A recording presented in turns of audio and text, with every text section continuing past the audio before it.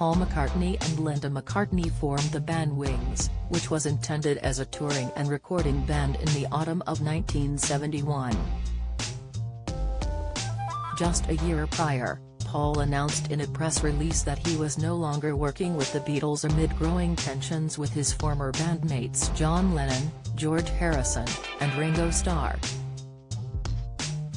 In a Q&A called You Gave Me the Answer via the legendary musician's website, Paul, 80, admitted he was never a risk-taker despite starting from scratch with the band Wings.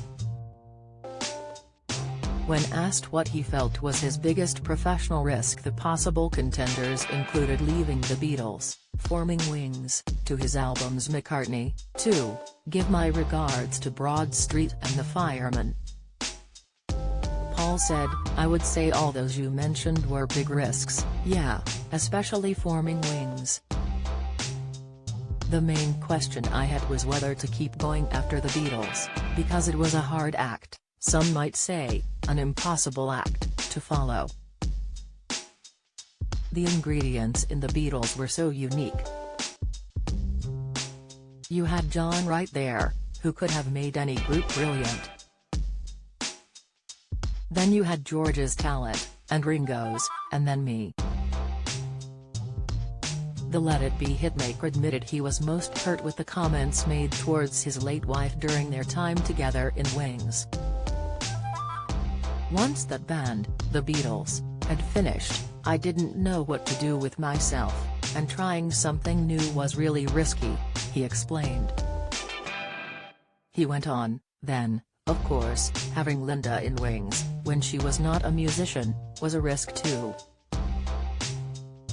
When the reviews started to come in, a lot of them focused on her, asking, what's she doing in the band? And that was hurtful. Paul admitted that over time things got better for the band and things picked up. The musician made a conscious decision to go right back to square one, and Wings would hit the road performing at university student nights and playing at spontaneous gigs. He added the risk paid off, and by the mid-70s the band were headlining their own American tour.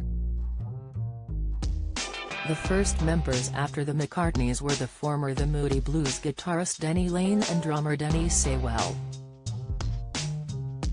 Wings released their first album, Wildlife, in December 1971, and former Grease band guitarist Henry McCulloch joined the band in 1972.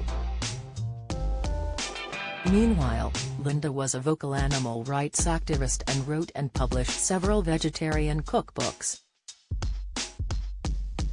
He also founded the vegetarian Linda McCartney Foods Company with her husband. In 1995, she was diagnosed with breast cancer and died from the disease 3 years later at the age of 56.